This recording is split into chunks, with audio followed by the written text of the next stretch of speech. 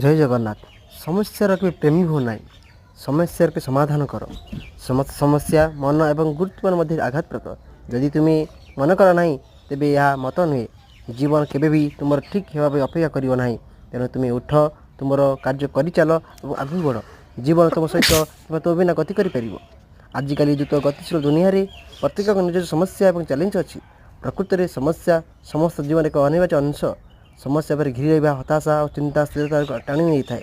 तेणु चिंता करने तुम शक्ति व्यवहार कर ना, विश्वास कर, सृष्टि कर और सुस्थ रहा बुद्धि करने तुम शक्ति व्यवहार कर।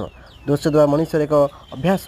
केते मनुष्य निजक कि तारा मान दोष देता है, केते से ईश्वर को, केते से समस्त को दोष देता है।